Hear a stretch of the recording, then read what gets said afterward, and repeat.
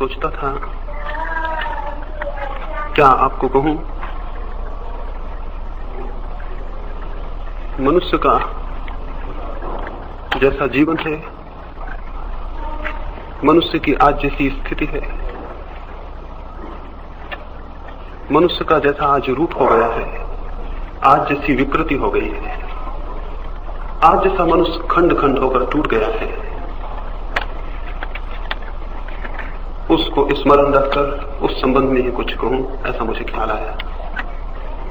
मैं आपको देखता हूं और पूरे देश में अनेक लोगों को देखता हूं। लाखों आंखों में झांकने का मुझे मौका मिला। इसे दुर्भाग्य कहूं और दुख कहूं कि कोई ऐसी आंख दिखाई नहीं पड़ती जो शांत हो, कोई ऐसी आंख नहीं दिखाई पड़ती जिसमें जीवन की गहराई और सत्य प्रकट होता हो, कोई ऐसा व्यक्ति नहीं दिखाई पड़ता जिसका जीवन संगीत से और आनंद से भरा हुआ हो। इससे बड़ा और कोई दुर्भाग्य नहीं हो सकता है, इससे बड़ी कोई दुर्घटना नहीं हो सकती है कि मनुष्य के जीवन के भीतर कोई संगीत न रह जाए, कोई शांति न रह जाए, कोई आनंद न रह जाए। हम जिए और केवल मृत्यु की प्रतीक्षा करें, हम केवल मरने को जिए, हम केवल समाप्त होने को बने रहें और हमारी सारी चेष्टाओं का और सारे प्रयासों का अंत केवल मृत्यु में हो जाए और हम जीवन से परिचित न हो पाए। इससे बड़ी और कोई दुर्घटना नहीं हो सकती है। और इस दुर्घटना के पीछे कोई दूसरे व्यक्ति का हाथ नहीं है। इस दुर्घटना के पीछे हमारा अपना हाथ है। हम उन लोगों की तरह हैं जो जिन डगालों पर बैठते हैं उन्हीं पर कुल्हाड़ी चलाते हैं, और हम उन लोगों की तरह हैं जो अपने ही हाथ से अपने जीवन के सारे भवन को भूमिसात कर लेते हैं। ये स्थिति इसलिए पैदा होती है कि हम में से शायद ही कभी कोई किसी को बोध पैदा होता हो कि जीवन को भी निर्मित करना होता है। संकल्प से और साधना से जीवन बना बनाया रेडीमेड उपलब्ध नहीं होता। हम और सारी चीजें सीखते हैं, जीवन को जीना नहीं सीखते। और सारी बातों की शिक्षा है, जीवन की कोई शिक्षा नहीं है। हम सारे लोग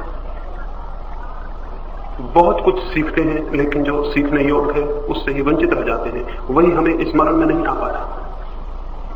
हम इतने खंड में, इतने फ्रेगमेंटरी, इतने टुकड़ों में जीते हैं कि हमें पता भी नहीं पड़ता कि अखंड जीवन क्या था और उसे जीने का रास्ता क्या था।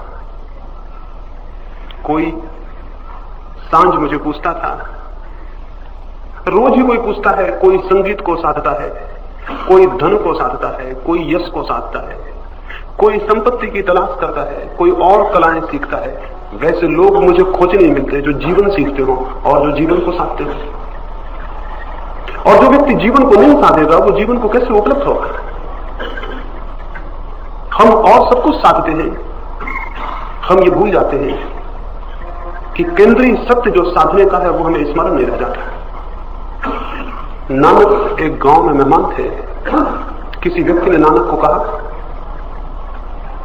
मेरे पास बहुत संपत्ति है और ये संपत्ति मैं चाहता हूं कि दान कर दूं, और ये मैं संपत्ति चाहता हूं धर्म के किसी काम आ जाए, और मैं चाहता हूं आप इसका कोई उपयोग कर ले, मुझे आज्ञा दे दें। नानक ने कहा, सच तो मैं आज्ञा दूं। अब तक जितने संपत्तिशाली मुझे मिले हैं उन सबको मैंने एक ही आज्ञा दी है, वही तुम्हें दूं। लेकिन स्मरण रखो, अब तक कोई उस आज्ञा को पूरा नहीं किया, तुम पूरा करोगे। व्यक्ति ने कहा, मैं अपना सब कुछ लगा दूंगा। ऐसी कौन सी आज्ञा होगी जिससे मैं सब कुछ लगाऊं और पूरी ना हो सके? और ऐसा क्या है जो न पाया जा सके? मेरे पास बहुत संपत्ति है, मैं सब लगाने को राजी हूं। नानक ने कहा, देखो प्रयोग करो, संभव है बात बन जाए। और एक कपड़ा सीने की सुई उस आदमी को दी और कहा, इसे संभाल के रखो, जब हम दोनों मर जाएं तो इसे वापस लौटा देना। उस व्यक्ति ने नानक की आंखों में गौर से देखा। मुझे उन्होंने कहा होता मैं भी देखता, आपको कहा होता आप भी देखते। तो उसने शायद सोचा होगा, नानक या तो पागल है या मजाक करते हैं। मरने के बाद सुई लौटा देना कैसे संभव होगा? सारी संपत्ति भी लगाने पर यह कैसे संभव होगा? लेकिन वहां भीड़ थी और बहुत लोग थे, और उस आदमी ने नानक को कुछ कहना ठीक ना समझा। वो घर गया, उसने बहुत सोचा। उसने अपने मित्रों को पूछा, जिन्हें वो विचारशील समझता था, उनके पास गया और उसने कहा, कोई रास्ता हो सकता है क्या? मैं अपनी सारी संपत्ति लगाने को तैयार हूं, क्या इस छोटी सी सुई को मैं मृत्यु के पार ले जाने में समर्थ हो जाऊंगा? लोगों ने कहा, पागल हो, आज तक मृत्यु के पार कुछ भी नहीं गया, वो खाई अलग है। उस खाई के पार ले जाना कुछ भी संभव नहीं है। और तुम्हारी कितनी ही संपत्ति हो, और तुम्हारी कितनी ही शक्ति हो, और तुम्हारी कितनी ही समृद्धि हो, वो कोई भी समझ ना होगी ये सुई उस पार चली जाए, ये सुई वापस कर दो, ये ऋण मृत्यु के बाद नहीं चुकाया जा सकेगा।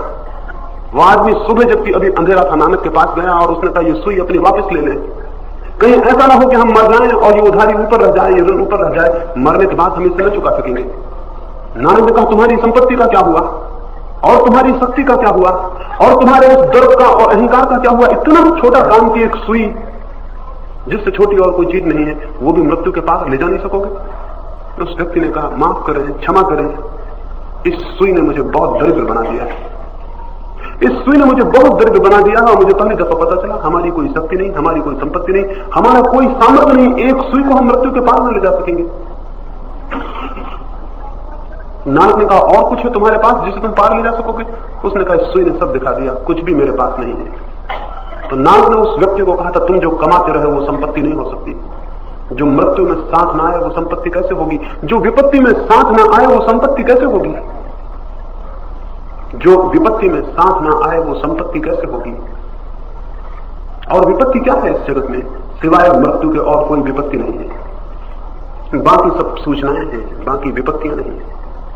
बाकी सब टल जाती है, जो नहीं टल पाती तो वो अकेली मृत्यु है।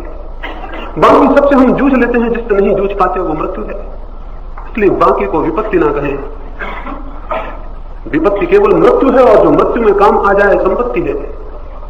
और हम जो कमाते हैं वो मृत्यु में काम नहीं आएगा, इसलिए ना समझें जो उसे संपत्ति समझते होंगे। पर कुछ ऐसा भी कमाना संभव है जो मृत्यु में काम आ जाता है, और ऐसी भी संपदा है जो मृत्यु के पीछे पार हो जाती है, और ऐसी भी शक्ति है जिसे मृत्यु की लपटें नहीं जला पाती है। धर्म का संबंध उसी शक्ति से, उसी संपत्ति से है, और वो संपत्ति उस व्यक्ति को उपलब्ध होती है जो जीवन को साधता है, जो धन को साधता है, जो यश को साधता है, उसे उपलब्ध नहीं होती। मृत्यु के पार होने की सामर्थ्य उसे उपलब्ध होती है जो जीवन को साधता है, क्योंकि जीवन की सिद्धि पर अमृत उपलब्ध होता है। जो जीवन को साधेगा उसे अमृत उपलब्ध होगा, क्योंकि जीवन की अंतिम परिणति अमृत है। और जो जीवन को नहीं साधेगा उसे मृत्यु ही केवल उपलब्ध हो सकती है, क्योंकि जीवन को न साधने का और परिणाम क्या होगा? जीवन को न साधने का अर्थ अगर ठीक से समझे तो मृत्यु को साधना है। जो धर्म को नहीं साध रहा है वो केवल मृत्यु को साध रहा है। ये स्मरण पूर्वक दृष्टि में बैठ जाए, ये बात बहुत स्पष्ट दिख जानी चाहिए कि जो धर्म को नहीं साध रहा वो मृत्यु को साध रहा है। वो साधे या ना साधे, मृत्यु के सिवाय उसके हाथ में अंत में कुछ भी आने को नहीं है। जीवन के सामने एक ही प्रश्न है और वो मृत्यु है, और कोई प्रश्न नहीं है। जीवन के सामने एक ही ज्वलंत प्रश्न है, वो मृत्यु है। वो ये है, जिन प्रश्नों को हम प्रश्न मान के चलते हैं और जिनको हम जीवन भर सुलझाने की चेष्टा करते हैं, वे वास्तविक प्रश्न नहीं है। वे ऐसे समस्याएं नहीं है जिनका समाधान ना हो, जिनके हम सब समाधान खोज लेते हैं। लेकिन एक प्रश्न ऐसा है जिसका कोई समाधान नहीं मिलता, और उस समाधान के लिए जो साहस करता है वही केवल ठीक अर्थों में मनुष्य है। जो उस चरम समस्या को सुलझाने के लिए, उस चरम समस्या के समाधान के लिए प्रयासरत होता है, वही केवल पुरुषार्थ को, वही केवल साहस को, वही केवल अपने मनुष्य होने की घोषणा करता है। शेष कुछ भी पुरुषार्थ नहीं है। जो मृत्यु से घिरे हैं उनके किए हुए कुछ का भी क्या मूल्य है? जो मृत्यु से घिरे हैं उनके इकट्ठे किए हुए संग्रह का क्या मूल्य है? जो मृत्यु से घिरे हैं उनके इकट्ठे किए हुए विचारों का क्या मूल्य है? जो मृत्यु से घिरे हैं उनके यश का, सम्मानों का क्या मूल्य है? मृत्यु उनकी सारी चेष्टाओं को निष्फल कर देगी, और वे पाएंगे कि उनके हाथ में कुछ भी ना था। जैसे रात्रि कोई सोए और स्वप्न देखे, और स्वप्न में बहुत कुछ होने की आकांक्षाओं की तृप्ति देखे, और बहुत सी कामनाओं की पूर्ति देखे, और सुबह जाग कर पाए वो कुछ भी हाथ में नहीं है। वैसे ही एक दिन प्रत्येक व्यक्ति को मृत्यु का जागरण सारे स्वप्नों को खंडित करके जगा देता है, और उसे ज्ञात होता है जिन बातों को हमने समझा था कि हमारी मुट्ठियों में है, वे हमारी मुट्ठियों में नहीं है, और जिन चीजों को हमने समझा था वे हमारी है, वे हमारी नहीं है। और जिन लोगों के साथ था, जिस संपत्ति के साथ मालकियत थी, वो कुछ भी हाथ में नहीं है, हम पुनः नग्न और दरिद्र खड़े हुए। मृत्यु जिस दरिद्रता को उघाड़ देगी, विवेकशील उसे मृत्यु के पहले उघाड़ लेता है। मृत्यु जिस आसक्ति को उघाड़ देगी, विवेकशील उसे मृत्यु के पहले उघाड़ लेता है। और मृत्यु जिन सपनों को तोड़ेगी, विवेकशील उन सपनों को पहले तोड़ देता है।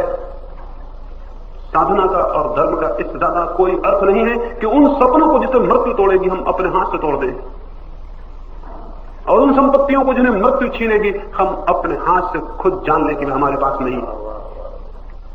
जो इस भांति जाग सकता है मृत्यु के पहले, जो मृत्यु करेगी, जो स्वयं पर कर सकता है, वही साधक है, वही धर्म में उत्सुक है, वही जीवन को साधने की तरफ उत्सुक हुआ है।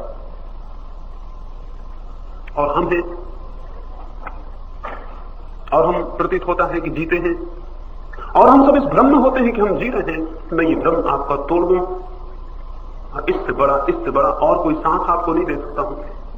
ये भ्रम आपका खंडित हो जाए, ये भ्रम ख्याल से उतर जाए कि हम जिसे जीवन समझ रहे हैं वो जीवन है, तो ये सबसे बड़ी बात हो सकती है जो कोई आपको साथ दे दे। महावीर ने या बुद्ध ने या कृष्ण ने और कुछ भी नहीं किया है, लोगों का भ्रम तोड़ा।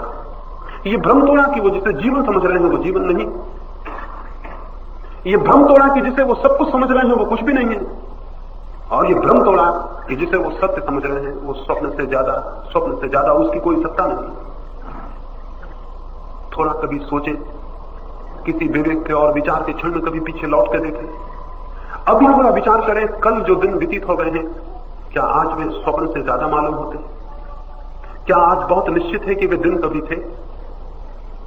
आज बैठ के देखें, पीछे एक नजर डालें, एक सिंहावलोकन करें, पीछे गर्दन को मोड़ें और देखें कि जो दिन बीत गए हैं, क्या उन दिनों में और जो स्वप्नों में बीत गई हैं घटनाएं, उनमें कोई भेद है? आज लौट के देखने पर अतीत और स्वप्न में कौन सा अंतर है? जो सच में जाना हो वो और जो स्वप्न में देखा था उसमें कौन सी भेद रेखा है? क्या अतीत की स्मृति स्वप्न में घटी नहीं हो गई? क्या सारा अतीत स्वप्न नहीं हो जाता है? क्या जो हम जी लेते हैं वो स्वप्न में परिणित नहीं हो जाता है? और अगर अतीत स्वप्न में बदल गया हो तो जिसे हम वर्तमान समझ रहे हैं वो कितनी देर सच होगा, वो भी स्वप्न में परिणित हो जाएगा। और जिसे हम भविष्य समझ रहे हैं वो कितने देर सच होगा, वो भी स्वप्न में परिणित हो जाएगा। सब चूंकि अतीत हो जाता है, वर्तमान भी और भविष्य भी, इसलिए सब स्वप्न हो जाता है। मृत्यु की घड़ी में जाकर जब कोई पीछे लौट कर देखता है तो क्या दिखाई पड़ेगा? कोई सत्ता दिखाई पड़ेगी, कोई सत्य दिखाई पड़ेगा, जीवन एक कथा दिखाई पड़ेगी, पता नहीं जो जिया भी गया या नहीं जिया गया। क्या ये ख्याल करते हैं कि मृत्यु की घड़ी में ये नहीं दिखाई पड़ेगा कि जिसे हमने जीवन समझा था वो जिए भी या नहीं भी जिए, कौन सा अंतर पड़ेगा? हो सकता है वो सब स्वप्न में देखा गया। टॉलस्टॉय ने मरते वक्त अपनी डायरी में लिखा है, अब मैं पीछे लौट कर देखता हूं तो मुझे ये शक होता है या तो मेरी स्मृति खराब हो गई है या तो मेरी बुद्धि खराब हो गई है, लेकिन मुझे शक होता है कि पीछे जिंदगी जो मैं जिया था वो सच में जिया था या मैंने किसी स्वप्न में देखी थी। च्वांग तजू चीन में एक बहुत अद्भुत साधु हुआ। उसने लिखा, एक रात मैंने स्वप्न में देखा कि मैं तितली हो गया हूं। फिर मैं सुबह जागा तो मुझे ये डर लगा कहीं अब ऐसा तो नहीं है कि तितली स्वप्न देख रही हो कि वो मनुष्य हो गई। च्वांग तजू ने लिखा, एक रात मैंने स्वप्न देखा कि मैं तितली हो गया हूं। फिर सुबह जब मैं जागा तो मुझे लगा कि कहीं अब ऐसा तो नहीं है कि तितली स्वप्न देख रही हो कि वो मनुष्य हो गई।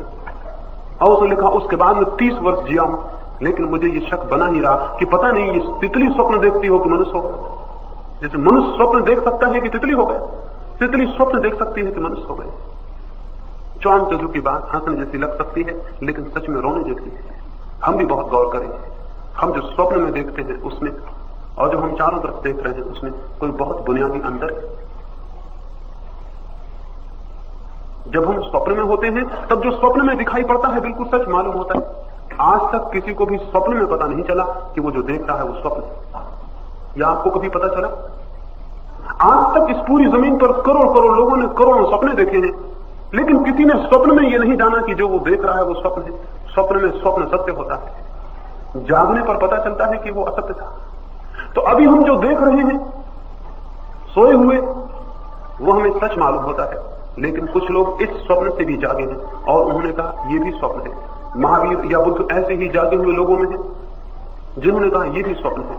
और मृत्यु और ये जागरण प्रत्येक के जीवन में घटित होता है जब उसे लगता है कि सब जो उसने जाना था एक कथा हो गई, एक झूठी बात हो गई, पता नहीं हुई या नहीं हुई, और हुई भी हो या ना भी हुई हो तो भी बराबर है। तो जो अंत में जी लेने पर व्यर्थ हो जाता हो उसे जीवन नहीं कहा जा सकता। जो है वो सदा है रहेगा, वो नहीं हो सकता। और जो नहीं है वही एक दिन नहीं हो जाता है। जो स्वप्न है वही केवल किसी दिन स्वप्न मालूम हो सकता है। जो सत्य है वो हमेशा सत्य है। जब रात में स्वप्न देखता हूं तब भी मुझे कितना ही मालूम पड़े कि वो सत्य है, तब भी स्वप्न है। जब सुबह जाग के मैं देखूंगा तो पता चलेगा स्वप्न था। तो जागने पर थोड़ी स्वप्न हो गया, स्वप्न तब भी था जब मैं सोया था और सत्य समझता था। जो एकदम स्वप्न प्रतीत हो वो हमेशा स्वप्न था। जो किसी दिन स्वप्न प्रतीत ना हो वही केवल सत्य। जो किसी भी क्षण स्वप्न प्रतीत हो वो हमेशा स्वप्न था। जो किसी क्षण भी स्वप्न प्रतीत ना हो, जो किसी भी क्षण सत्य प्रतीत हो वही सत्य है। जिस जीवन को हम जीते हैं वो जी लेने के बाद स्वप्न हो जाता है, उसे जीवन नहीं कहा जा सकता।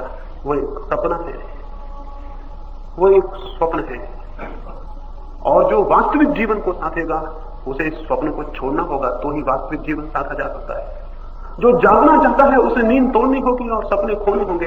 हो सकता है कोई बहुत सुखद सपने देख रहा हो, और हो सकता है कोई बहुत दुखद सपने देख रहा हो सकता है कोई बहुत सम्मान के सपने देख रहा हो और कोई बहुत अपमान के सपने देख रहा हो, लेकिन सपने सब बराबर हैं। और सपने में दरिद्र और समृद्ध में भेद नहीं है, क्योंकि सपना सपना है, चाहे वो दरिद्रता का हो चाहे समृद्धि का हो। सब सपने बराबर हैं, सम्मान के और अपमान के और दरिद्रता के और समृद्धि के और यश के और अपयश के। इन स्वप्नों को छोड़े बिना कोई सत्य में जाग नहीं सकता है, और उस निद्रा को तोड़े बिना कोई परम जीवन को उपलब्ध नहीं होता है।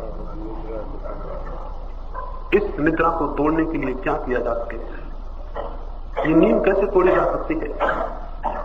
ये स्वप्न कैसे तोड़े जा सकते हैं? हम कैसे इस स्वप्न के बाहर जाग सकते हैं?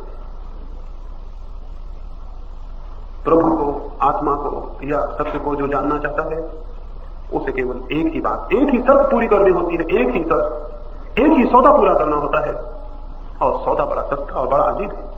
स्वप्न खोने होते हैं जो सत्य को पाने को उत्सुक हो,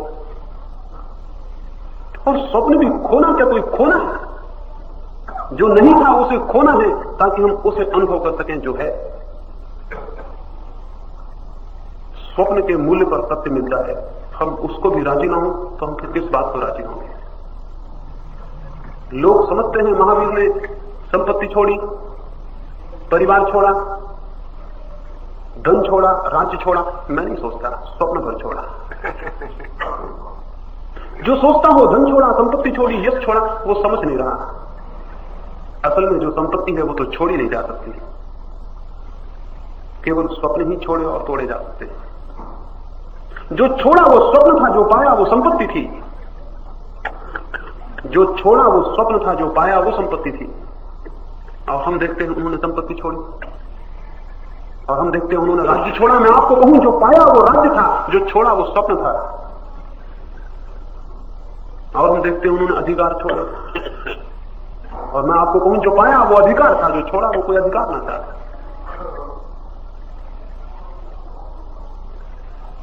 अब तक इस जगत में स्वप्न के सिवाय कोई कुछ छोड़ नहीं सकता। सत्य तो छोड़ा नहीं जा सकता, स्वप्न ही छोड़े जा सकते हैं। और निद्रा के सिवाय कोई कुछ त्याग नहीं सकता, और त्यागने को कुछ है भी नहीं। स्वप्न छोड़ना है और भूमिका तैयार करनी है ताकि सत्य का अवतरण हो सके। इसलिए बात महंगी नहीं है, इसलिए सौदा बहुत सस्ता है।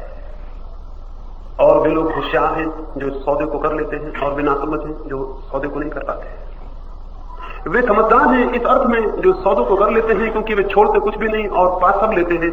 और नासमझ वे हैं जो स्वप्नों को पकड़ रहते हैं और सत्य को खो देते हैं।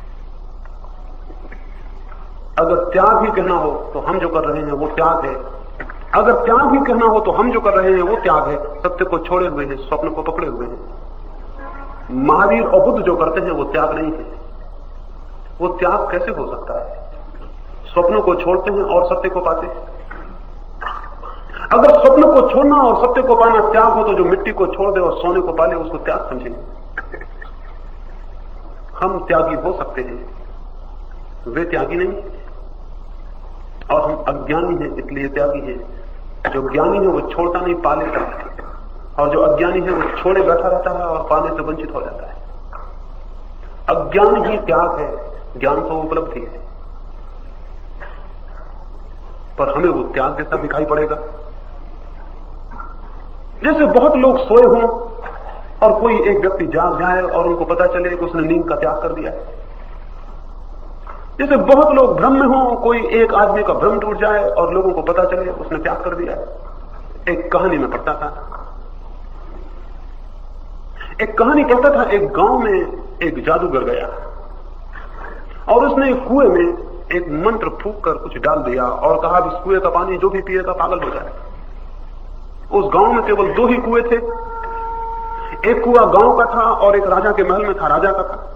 गांव का कुआं विषाक्त हो गया और उस फकीर ने कहा कि अब जो भी इस पानी को पिएगा वो पागल हो जाए। लेकिन मजबूरी थी, गांव के लोगों को उस कुएं का पानी पीना ही पड़ा और सांझ तक सारा गांव पागल हो गया, क्योंकि बिना पानी के जीना कैसे संभव था। और सारे लोगों को पानी पीना पड़ा और सांझ होते होते सारा गांव पागल हो गया। लेकिन राजा के घर का अपना कुआं, राजा ने, उसकी रानियों ने, उसके वजीरों ने उसका पानी पिया और वे पागल होने से बच गए। लेकिन सांझ गांव में एक खबर फैल गई कि राजा का दिमाग खराब हो गया है। सांझ गांव में एक खबर फैल गई कि राजा का दिमाग खराब हो गया है। कुछ राजा गड़बड़ बातें करता, कुछ राजा के ढंढोल पता नहीं चलते। और सारे गांव के लोगों ने महल के सामने इकट्ठा होकर आवाज लगाई कि राजा का दिमाग खराब हो गया है, आप सिंहासन छोड़ दें, अब हम किसी ठीक आदमी को सिंहासन पर बिठाएंगे। राजा बहुत घबराया, वो अपनी छत पर खड़ा हुआ। उसने अपने वजीरों को कहा अब क्या किया जाए, तो बड़ी मुश्किल हो गई, ये गांव पागल हो गया है। लेकिन इस पागल गांव में हम अकेले अगर पागल नहीं है तो स्वाभाविक है कि हम पागल मालूम पड़े। तो अब क्या करें? उसके वजीरों ने कहा एक ही रास्ता है, उसी कुएं का पानी हम जल्दी पी लें। और राजा ने, उसके वजीरों ने उस कुएं का रात पानी पिया और फिर रात देर तक गांव में जलसा होता रहा कि राजा का दिमाग ठीक हो गया। तो उस दुनिया में जहां अज्ञान की बहुत भीड़ है और अंधकार घना है, जो अंधकार को छोड़ते हैं और प्रकाश को उपलब्ध होते हैं वो त्यागी मालूम होते हैं। इस पागलों की भीड़ में जो व्यर्थ को छोड़ते हैं और सार्थक को पाते हैं वो त्यागी मालूम होते हैं। जबकि सच ये है कि त्यागी हम हैं और ठीक ठीक जीवन के अर्थ को उपलब्ध करने वाले वे लोग हैं जिन्हें हम त्यागी कहते हैं। त्याग कुछ छोड़ता नहीं है, त्याग वस्तुतः पाता है। और जैसे मेरे हाथों में मिट्टी भरी हो और कोई मुझे हीरे जवाहरात दे दे और मैं मिट्टी को छोड़ दूं हीरे जवाहरातों के लिए खाली करने को मुट्ठी, ताकि हीरे जवाहरात झेल सकूं। नीचे खड़े हुए लोग देखें कि मैंने मुट्ठी खोल दी है और मैंने सारी मिट्टी त्याग कर दी जो मेरे हाथों में थी, जैसी उनकी नासमझी होगी वैसे ही हमारी नासमझी है जब हम समझते हैं कि महावीर ने त्याग किया।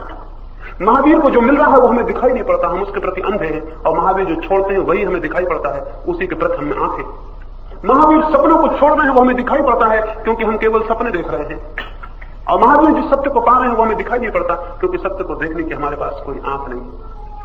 इसलिए महावीर त्यागी मालूम पड़ते हैं, बुद्ध त्यागी मालूम पड़ते हैं। सन्यासी छोड़ता हुआ मालूम पड़ता है, जबकि सच में जो सन्यासी है वो छोड़ता कुछ भी नहीं, केवल सपने छोड़ता है और पाता सब कुछ। तो मैं आपको कहूं, सस्ता, बहुत सस्ता सौदा है, और कुछ त्यागने को नहीं कहता, कुछ पाने को कहता हूं। त्याग की भाषा ही गलत है, त्याग की भाषा ही गलत है।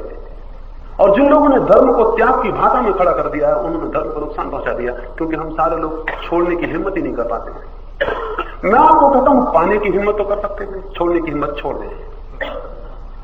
मैं आपको कहता हूं धर्म को त्याग समझे ही नहीं, वो त्याग है भी नहीं। धर्म तो उपलब्धि है, धर्म तो पॉजिटिव अचीवमेंट है, धर्म तो विधायक उपलब्धि है। कुछ पाना ही है, वहां खोना वहां कुछ भी नहीं है।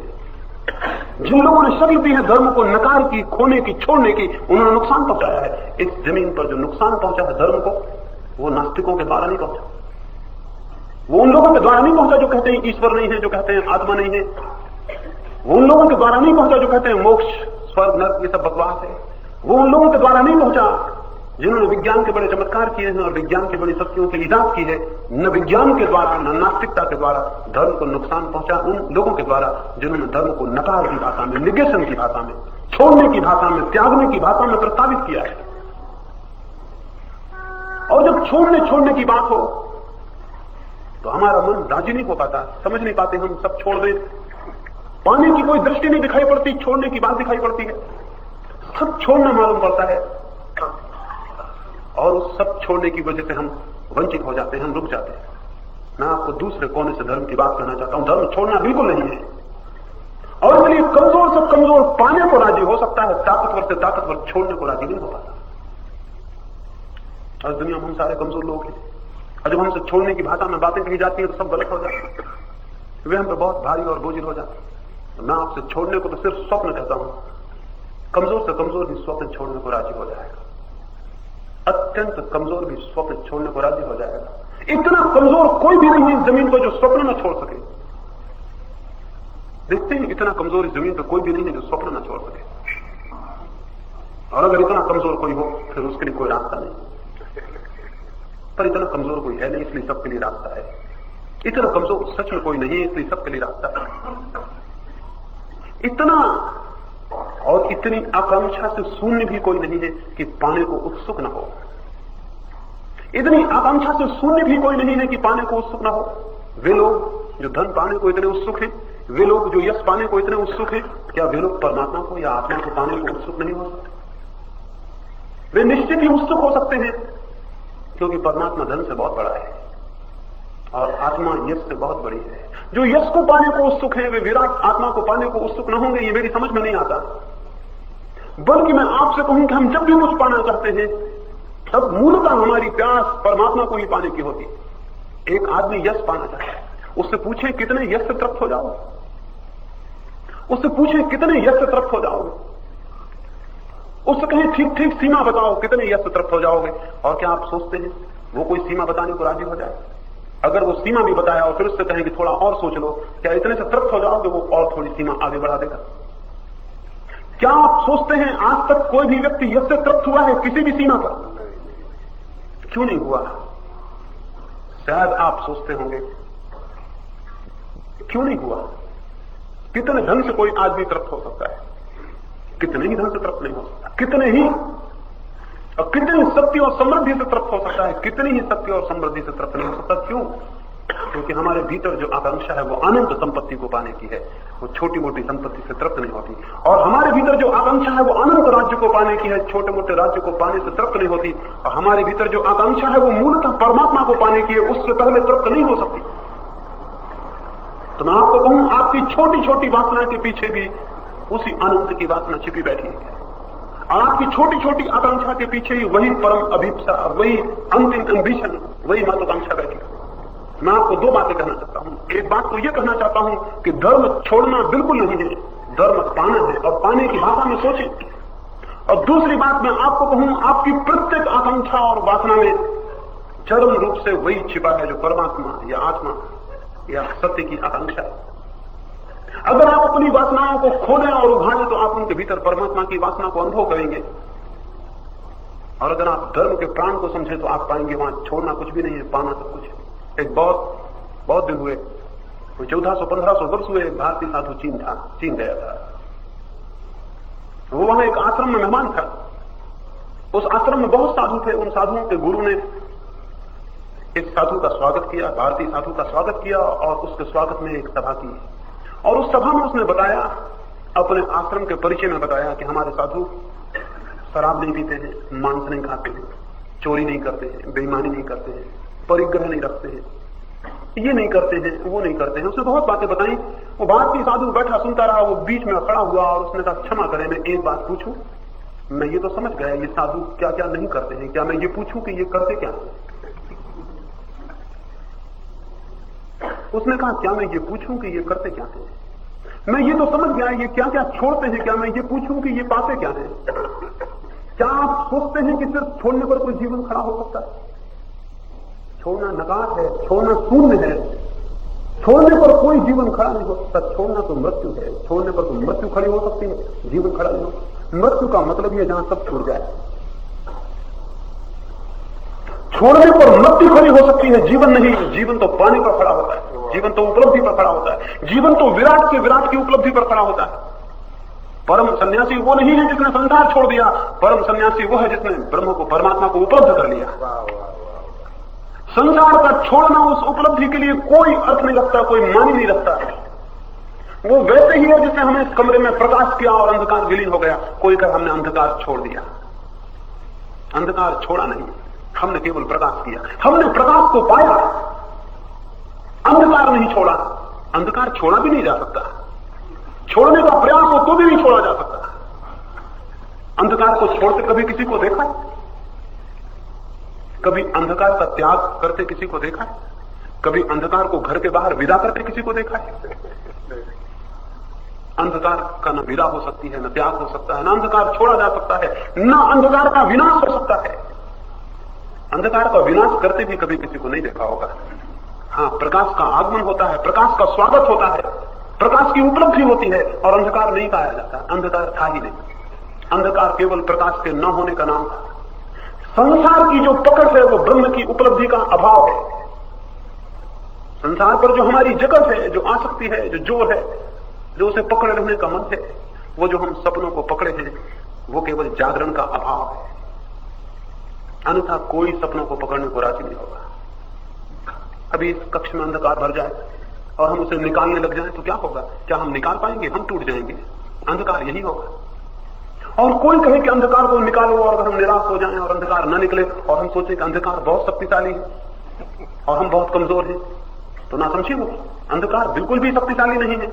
लेकिन अंधकार को निकालने का उपाय अंधकार का त्याग करना नहीं है, अंधकार को निकालने का उपाय प्रकाश को उपलब्ध करना है। उपलब्धि पहले है, उपलब्धि पहले है, उपलब्धि प्राथमिक है, और त्याग उसका अनुसरण करता है, छोड़ना उसके पीछे आता है। छाया की तरह त्याग आता है, पाना पहले आता है, त्याग उसके पीछे छाया की तरह। पर हमको केवल छायाएं दिखती हैं, इसलिए त्याग दिखता है। मैं आपको आज रात यही कहना चाहता हूं, धर्म त्याग नहीं, धर्म उपलब्धि है। और अगर ये दिखाई पड़े तो धर्म निगेटिव न रह के पॉजिटिव साइंस बन जाए, फिर वो नकारात्मक न रह के एक विधायक विज्ञान बन जाता है। तो मैं आपको नहीं कहता कि चोरी छोड़ दें, मैं आपको नहीं कहता बेईमानी छोड़ दें, मैं आपको नहीं कहता झूठ छोड़ दें, मैं आपको नहीं कहता हिंसा छोड़ दें, मैं आपको कहता हूं आत्मा को उपलब्ध करें। मैं आपको कहता हूं आत्मा को उपलब्ध करने की दिशा में विधायक संकल्प करें, छोड़ने का विचार न करें, कुछ पाने का विचार करें, और आप पाएंगे जैसे जैसे पाने की गति बढ़ती है वैसे वैसे छोड़ना अपने आप घटित होता चला जाता है। प्रकाश की तरफ अग्रसर हो और ये विधायक संकल्प अपने भीतर करें कि प्रकाश को पाना है, अंधेरे का विचार न करें। अंधेरे के विचार की कोई जरूरत नहीं। मैं देखता हूं जैसे ही किसी व्यक्ति को ख्याल उठता है धर्म का, वैसे ही उसे छोड़ने का ख्याल भी उठता है। क्या छोड़ूं? मुझे लोग जगह जगह मिल जाते हैं, मुझसे पूछे हम क्या छोड़ें, हम क्या त्याग कर दें। मैं उनसे कहता हूं तुम्हारे पास कुछ होता तो हम कहते भी कि त्याग कर दो। मैं उनसे कहता हूं तुम्हारे पास कुछ होता तो हम कहते भी कि त्याग कर दो। तुम्हारे पास सिवाय सपनों के और कुछ भी नहीं, और तुम समृद्ध होते तो त्याग करते भी। तुम्हारे पास समृद्धि का तो कोई पता नहीं, सिवाय दरिद्रता के और कुछ पास नहीं। दरिद्र छोड़ने के सपने देखते हैं, जिनके पास कुछ नहीं है वो त्यागी होने के ख्याल करते हैं। ऐसा आश्चर्यजनक है। मैं आपको नहीं कहता कुछ छोड़ने को, अभी कुछ है ही नहीं। मैं आपको पाने को कहता हूं, और पाने के लिए बड़ा भिन्न प्रयास होता है, छोड़ने के लिए बड़ा भिन्न प्रयास होता है। इसे स्मरण रखें, छोड़ने के लिए बड़ा भिन्न प्रयास होता है। ये बात इतनी नहीं है, अगर धर्म की नकारात्मक निगेटिव पकड़ हो तो सारे प्रयास दूसरे ढंग के होते हैं, और अगर धर्म की पॉजिटिव विधायक पकड़ हो तो सारे प्रयास दूसरे ढंग के होते हैं। बहुत भेद पड़ जाता है। एक में हम छोड़ने के ख्याल में रहते हैं, कुछ थोड़ा बहुत छोड़ने की कोशिश करते हैं, दूसरे में छोड़ने का ख्याल नहीं होता, हम कुछ पाने की फिक्र करते हैं। तो मैं स्मरण पूर्वक आपको ये ख्याल, ये विचार, ये बोध देना चाहता हूं कि आप धर्म को पाने के विचार से सोचें, और सोचें क्या पाना है, और सोचें कि मुझे क्या पाना है। और जब धर्म से पूछें कि हम क्या करें, तो पूछें कि हम क्या पाएं। ये न पूछें कि हम क्या छोड़ें, ये पूछें कि हम क्या पाएं, हम क्या उपलब्ध करें। और जब आप ये पूछेंगे कि हम क्या उपलब्ध करें, तो बहुत भिन्न दिशा, बहुत भिन्न आयाम, बहुत ही नए मार्ग का उद्घाटन होगा। जो धर्म से पूछेगा हम क्या छोड़ें, धर्म उसके लिए नीति की तरह उपस्थित होगा, और जो धर्म से पूछेगा हम क्या पाएं, उसके लिए धर्म योग की तरह उपस्थित होगा।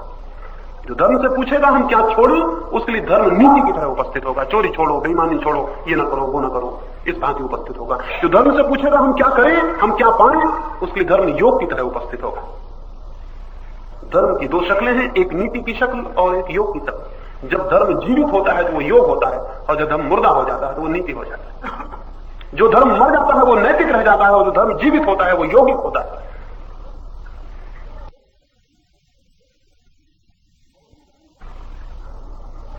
वो अहिंसा नहीं साधता, अहिंसा उत्पन्न होती है। वो अपरिग्रह नहीं साधता, अपरिग्रह उत्पन्न होता है। वो साधता कुछ और है। वो योग साधता है, समाधि साधता है, ध्यान साधता है, वो कुछ और साधता है। दृष्टि बिल्कुल भिन्न हो जाती है। जब नकार से कोई पकड़ता है तो नीति हाथ में रह जाती है। नैतिक मनुष्य होना बुरा नहीं है, लेकिन नैतिक मनुष्य होने मात्र से कोई सत्य को उपलब्ध नहीं होगा। नैतिक होना बुरा नहीं है, लेकिन नैतिक होने से ही कोई धार्मिक नहीं होता। ये हो सकता है एक आदमी चोरी ना करे, ये हो सकता है एक आदमी बेईमानी ना करे, ये हो सकता है एक आदमी असत्य ना बोले, लेकिन इतने से ही काफी नहीं है कि वो सत्य को जाने। इतने से काफी नहीं है कि उसे आत्मा का अनुभव हो। एक नास्तिक भी नैतिक हो सकता है, लेकिन धार्मिक नहीं हो सकता। एक नास्तिक बिल्कुल नैतिक हो सकता है। नैतिक होने में बाधा नहीं है। नैतिकता कोई क्रांति नहीं है। नैतिकता कोई नए सत्य के जगत से संबंधित नहीं करती है, योग करता है। और बड़े आश्चर्य की बात यह है कि कोई नैतिक कितना ही हो जाए, योग अपने आप नहीं आता। लेकिन अगर योग को कोई साधे तो नीति अपने आप आ जाती है। ये असंभव है कि योगी और अनैतिक हो। ये बिल्कुल सहज है कि नैतिक योगी ना हो। ये असंभव है कि योगी और अनैतिक हो। ये बिल्कुल संभव है, ये सहज ही संभव है कि नैतिक योगी ना हो। योग का नीति से कोई वास्ता नहीं, इस अर्थों में कि नीति साधने से योग नहीं आता, लेकिन योग साधने से नीति अपने आप चली आती है। धर्म को योग की भांति पकड़े, धर्म को योग की दृष्टि से पकड़े और पाने के लिए पूछे। तो सबसे पहली बात, जब धर्म से पूछेंगे कि क्या पाना है, क्या उपलब्ध करना है, सबसे पहली बात तो ये ख्याल में आएगी, इसके पहले कि कुछ और पाने हम लगे, जीवन को पाना है। जिन्हें जीवन ही उपलब्ध नहीं है वे और क्या उपलब्ध करेंगे। जिन्हें जीवन उपलब्ध नहीं है वे क्या और उपलब्ध करेंगे। सबसे पहली बात कि जीवन को उपलब्ध करना है। अभी जिसे हम जानते हैं, मैंने कहा जीवन नहीं। एक साधु हुआ, उसके पास एक व्यक्ति बहुत दिन तक आता था, बहुत वर्षों आता था। एक दिन उस व्यक्ति ने उस साधु को कहा, मैं बहुत वर्षों से आपके निकट आया और बहुत निकट से आपको देखा है और बहुत गहरी आंख से आपको देखा है। कई तरह से कोशिश की कि कोई दोष, कोई भूल, कोई पाप आप में दिख जाए, वो नहीं दिखता। अपनी तरफ मैंने सब तरह से देख लिया, कोई कालिमा आप में दिखाई नहीं पड़ती। तो अब मैं आपसे पूछता हूं, बाहर से तो कुछ दिखाई नहीं पड़ता, लेकिन क्या भीतर भी आपके कोई कालिमा नहीं? बाहर से तो कोई दोष दिखाई नहीं पड़ता, लेकिन भीतर भी क्या दोष के बीज बिल्कुल नष्ट हो गए? और बाहर तो प्रकाश ही प्रकाश मालूम होता है, लेकिन कहीं दिए के तले अंधेरा तो नहीं। उस व्यक्ति ने उस साधु को पूछा। तो अब मैं आपसे ही पूछूं, क्योंकि मैं बाहर से देख सकता था, भीतर से तो आप ही अकेले देखते हैं, तो आपसे ही पूछ लेता हूं। उस साधु ने कहा, इसके पहले कि इसका उत्तर दूं, एक और जरूरी बात बता देनी है, अन्यथा कहीं भूल ना जाऊं। कल अचानक तुम्हारे हाथ पर मेरी दृष्टि पड़ी तो पाया कि तुम्हारी उम्र समाप्त हो गई है, और 7 दिन बाद ठीक सूरज डूबेगा और तुम भी डूब जाओ। ये मैं भूल ना जाऊं, इसलिए बता दूं, कल भी बातचीत में भूल गया था। अब फिर तुमने बातचीत शुरू की है, कहीं मैं भूल ना जाऊं, इसलिए बता दूं, अब तुम पूछो। वो व्यक्ति बैठा था, वो उठ के खड़ा हो गया। उस साधु ने कहा कि बैठो भी, तुम कुछ पूछते थे। वो बोला, मुझे कुछ याद नहीं आता कि मैंने आपसे कुछ पूछा। अभी तो मुझे आज्ञा दें, फिर कभी समय हुआ तो मैं आऊं। उस साधु ने कहा, आप कभी समय नहीं होगा, पूछना हो पूछ ही लो, और अब मैं जानता हूं अब तुम कभी नहीं आओगे। वो बोला कि नहीं, समय मिला तो मैं आऊंगा। उस साधु ने कहा, मैं तुम्हारे हाथ पर कब से देख रहा हूं, मुझे डर है कि तुम घर तक भी पहुंच पाते हो कि नहीं। वो सीढ़ियां उतरता था, वो सीढ़ियों पर ही गिर पड़ा, उसे घर पहुंचाया गया, वो खाट से लग गया। 7 दिन बाद सूरज डूबने को है, घर में सब उदासी है, सब रुदिन है, मृत्यु आसन्न, मृत्यु निकट है। वो साधु उसके घर पहुंचा, वो आंखें बंद किए हुए करीब करीब मृत ही पड़ा है। साधु ने उसे आवाज दी, बमुश्किल उसने आंख खोली, हाथ जोड़े साधु को नमस्कार किया। साधु ने कहा, एक बात पूछने आया हूं, 7 दिन में कोई पाप किया? 7 दिन में भीतर कोई पाप उठा? वो व्यक्ति बोला, आप मरते हुए आदमी से मजाक करते। मौत इतने निकट थी कि मेरे और मौत के बीच इतना फासला नहीं था कि पाप उठ सके। मौत इतने करीब थी कि बीच में अंतराल नहीं था, स्थान नहीं था खाली कि पाप उठ सके। ख्याल ही नहीं आया। 7 दिन जी रहा हूं कि मर गया हूं, यही भूल गया। बार बार ऐसा लगता कि जैसे मर गया, जैसे 7 दिन पूरे हो गए। बस 7 दिन केवल प्रतीक्षा की मृत्यु की, और कुछ नहीं किया। उस साधु ने कहा, अभी मृत्यु आई नहीं, केवल तुम्हारे प्रश्न का उत्तर दिया है। वो जो तुमने पूछा था कि भीतर कालिमा शेष तो नहीं है, उसका केवल उत्तर दिया है, मृत्यु तुम्हारी आई नहीं। वो आदमी घबरा के बैठ गया। वो बोला, सिर्फ उत्तर दिया? तो उसने कहा, मेरी तो जिंदगी बदल गई, अब मैं वही आदमी दोबारा नहीं हो सकता। अब दोबारा वही आदमी नहीं हो सकता। मृत्यु का बोध धर्म में प्रवेश देता है। और आप ये मत सोचें कि उसकी 7 दिन बाद थी इसलिए परिवर्तन हुआ। 70 वर्ष बाद भी हो तो कोई फासला बहुत ज्यादा नहीं। 70 वर्ष में और 7 दिन में बहुत अंतर नहीं। गणित में होगा, जिंदगी में नहीं। जिंदगी में 7 दिन और 70 वर्ष और 7 क्षण बिल्कुल बराबर है। गणित में फासले अलग अलग हैं, जिंदगी में अलग नहीं। इससे क्या फर्क पड़ता है कि मौत 7 दिन बाद है या 70 वर्ष बाद? मौत है, इससे फर्क पड़ना चाहिए। इससे कोई फर्क नहीं पड़ता कि मौत कब है। मौत है, इससे फर्क पड़ना चाहिए। और मौत का होना हमें घबरा क्यों देता है? मौत का होना हमें घबरा इसलिए देता है, जीवन को तो हम जानते नहीं। मौत हमें इसलिए घबरा देती है कि जीवन को हम जानते नहीं, अन्यथा मौत क्या घबराएगी? जो जीवन को जानता है उसे मौत नहीं घबराएगी। परीक्षा यही है, जिसे मौत न घबराए उसने जीवन को जाना। जीवन को जानने की और कोई परीक्षा नहीं है। जिसे मौत न घबराए उसने जीवन को जाना। जिसे मौत अर्थहीन हो जाए उसने जीवन को पहचाना। जिसे मौत विलीन हो जाए वो जीवन से संबंधित हुआ, वो जीवित हुआ। जिसकी मौत नहीं है वो जीवित हुआ। जिसने जाना कि मेरी मौत नहीं है वो जीवित हुआ, उसने जीवन से संबंध स्थापित किया। धर्म का जो विधायक विज्ञान है, उससे पहली बात तो पूछने की कि जीवन क्या है और हम उस जीवन से संबंधित कैसे हो जाए। हम जिससे अभी संबंधित हैं वो मृत्यु से संबंधित हैं, जीवन से नहीं। हम जिन जिन चीजों से संबंधित हैं सब मृत्यु हमसे छीन लेगी। जो मृत्यु हमसे छीन लेगी वो स्वयं मृत्यु है। इस देह को हम समझते हैं हमारा होना, ये मृत्यु हमसे छीन लेगी। ये देह मृत है इसलिए मृत्यु छीन लेगी। जो मृत है केवल मृत्यु उसी को छीन सकती है। जो मेरे भीतर शाश्वत है, जो मेरे भीतर चैतन्य है, जो मेरे भीतर जीवित है, उसे मृत्यु नहीं छीन सकती। वही अकेला शेष रह जाएगा। अपने भीतर मुझे खोजना है क्या क्या मृत है और क्या जीवित है। अपने भीतर एक भेद करना, एक डिस्क्रिमिनेशन, एक फासला करना है अपने भीतर की क्या क्या मेरे भीतर मृत है और क्या मेरे भीतर जीवित है।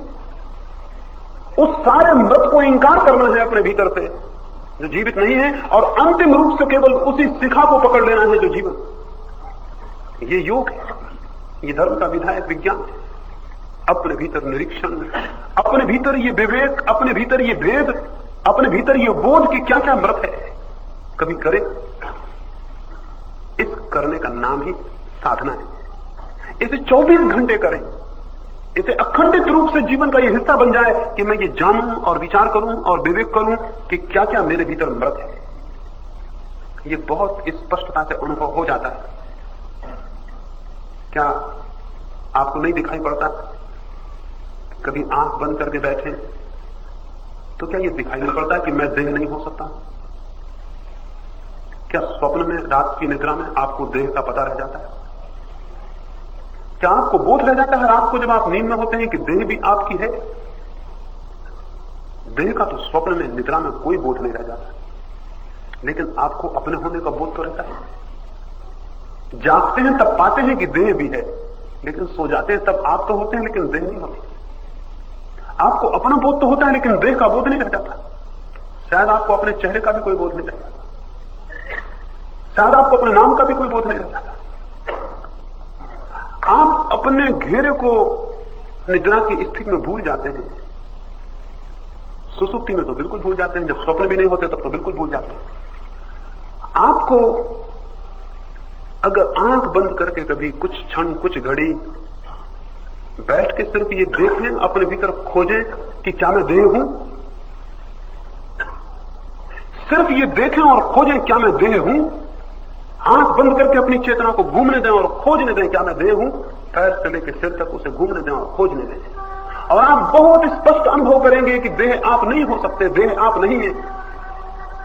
क्योंकि जो चेतना देह के प्रति जागृत हो रही है, जो चेतना देख रही है कि देह है, वो चेतना स्वयं देह नहीं हो सकती। जो भी देखा जा सकता है, देखने के कारण ही हम उससे पृथक हो जाते हैं। जिसके प्रति भी अवेयरनेस हो सकती है, जिसके प्रति भी हम जाग सकते हैं, जागने के कारण ही उससे अन्यथा और अलग हो जाते हैं। मैं आपको देख रहा हूं, यह काफी है कि मैं आप नहीं हूं। मैं इन दीवारों को देख रहा हूं, यह तय है कि मैं ये दीवार नहीं हूं। क्योंकि जो देख रहा है मेरे भीतर, वो जो चेतना मेरे भीतर जाग के देख रही दीवार को, वो दीवार ही कैसे हो सकती है? तो अगर मैं जाग के अपनी देह को देखूं तो आप पाएंगे कि देह एक खोल की तरह स्पष्ट दिखाई पड़ेगा कि देह एक खोल की तरह है और आपकी चेतना बहुत भीतर है।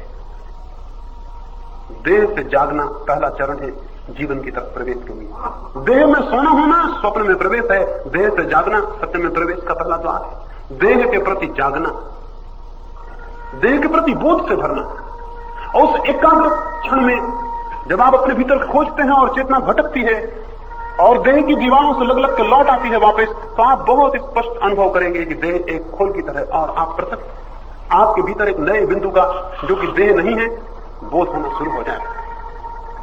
पहला चरण मैं देह नहीं हूं इसके बोध का है। फिर और गहरा चरण उठाना पड़ेगा और देखना पड़ेगा क्या मैं विचार हूं, क्या मैं मन हूं। स्वप्न में देह तो भूल जाती है लेकिन मन काम करता है, लेकिन फिर स्वप्न भी बंद हो जाते हैं और गहरी सुसुप्ति में आदमी जाता है, वहां मन भी काम नहीं करता, वहां मन भी नहीं होता, लेकिन हम होते। सोते हैं तो देह का विस्मरण हो जाता है, फिर सुसुप्ति में जाते हैं तो फिर मन का भी विस्मरण हो जाता है, लेकिन हम होते, हमारी सत्ता होती, हमारे प्राण स्पंदित होते। एक द्वार है कि हम पहचानें कि हम देह नहीं है, फिर उसी निरीक्षण से जिससे हमने देह को पहचाना, उसी निरीक्षण से विचार को पहचाना। वो एक पतला घेरा है, देह एक स्थूल घेरा है। देह बहुत स्थूल घेरा है जो हमें बाहर से घेरे हुए है, फिर मन का, वासनाओं का और विचारों का एक सूक्ष्म घेरा है जो हमें भीतर घेरे हुए है। जो देह के प्रति जागेगा उसे दूसरा प्रयोग मन के प्रति जागने का करना होगा और उसे देखना होगा विचार को, मन को, और पहचानना होगा क्या मैं मन हूं, और मन के भीतर चक्कर काटना होगा। और एकाग्रता के उस क्षण में जब मन के भीतर कोई जाग के देखेगा तो उसे स्पष्ट दिखाई पड़ेगा देह भी एक घेरा है जो मुझसे बाहर है और मन का भी एक घेरा है जो मुझसे बाहर। एक द्वार देह का, दूसरा द्वार मन का, इन दो द्वारों को जो पार करता है वो चैतन्य में प्रविष्ट होता है। चैतन्य में प्रवेश जीवन में प्रवेश है, क्योंकि चेतना भर नहीं मरती और सब मर जाता है। चेतना भर अमृत है, बाकी सब मृत है। उस चेतना को अनुभव कर लेना, जैसे कोई अंधेरे घर में दिया जला ले, वैसा ही उसका अनुभव होता है। सारे जीवन के अंधकार में एक दिया जल जाता है चैतन्य का, और उस चैतन्य से जो तादात्म्य हो जाता है तो सारा जीवन बदल जाता है।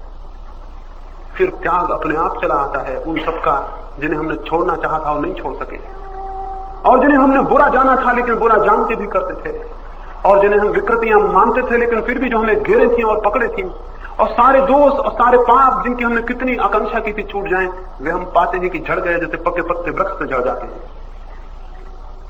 वैसे जिसके भीतर चैतन्य का दिया जाता है उससे बाहर दोष अपने आप विलीन हो जाते हैं और चढ़ जाते हैं। जैसे अंधकार विसर्जित हो जाता है वैसे जीवन का अंधकार विलीन हो जाता है। जीवन के अंधकार को विलीन करने का विधायक उपाय है योग। योग का सरलतम सीधा का अर्थ है मृत जो है उससे तादात्म्य को छोड़ना, उससे आइडेंटिटी को छोड़ना, और वो जो जीवित है भीतर उससे आइडेंटिटी खोजना, उससे तादात्म्य खोजना, मृत से दूर होना और चैतन्य के निकट होना, मृत से पृथक होना और चैतन्य में प्रतिष्ठित होना। यही ध्यान है, यही प्रार्थना है, यही धर्म है, और ये व्यक्ति को जीवन में ले जाता है। और जो जीवन में जाता है, जो जीवन को जानता है, उसके आनंद का, उसकी शांति का, उसके संगीत का, उसके इन सारी बातों का अनंत द्वार खुल जाता है। वो पहली दफा जान पाता है ये सारा जीवन, ये सारा जगत कितने आनंद से भरा है। वो पहली दफा जान पाता है कितनी शांति है और कितना संगीत है और कितना सौंदर्य है। और तब एक कृतार्थता और एक धन्यता मालूम होती है। तब जीना, श्वास लेना भी एक आनंद है। और तब इस जगत में कोई दुख नहीं है। जिस व्यक्ति ने जान लिया मृत्यु नहीं है, उसने जान लिया इस जगत में कोई दुख नहीं है। और जिसने जान लिया मृत्यु नहीं है, उसने सब जान लिया, उसने अमृत को जान लिया। धर्म का संबंध इस विधायक विज्ञान से है। धर्म का संबंध छोड़ने और छोड़ने की भाषा से नहीं। धर्म का संबंध पाने से है। जो पाएगा उससे कुछ छूट जाता है। जिसने कुछ पाया नहीं, वो पागल अगर छोड़ दे तो और मुश्किल में पड़ जाता है। जिसने कुछ पाया नहीं, वो अगर छोड़ दे तो और मुश्किल में पड़ जाता है। सपने की नाव थी, वो भी गई, अपनी नाव उपलब्धि भी ना हुई, उसकी स्थिति बहुत मजेदार में हो जाती है। मैं आपको छोड़ने को नहीं कहता, मैं आपको पाने को कहता हूं। और पाने की दृष्टि आप अगर पकड़ते हैं तो धर्म पुनरुज्जीवित हो सकता है। धर्म मर गया, उसकी नकारात्मक दृष्टि से धर्म पुनरुज्जीवित हो सकता है विधायक दृष्टि से। ये थोड़ी सी बातें मैंने आपको कही इस आशा में कही कि शायद कोई बात ठीक लग जाए, शायद कोई बात आपके काम आ जाए।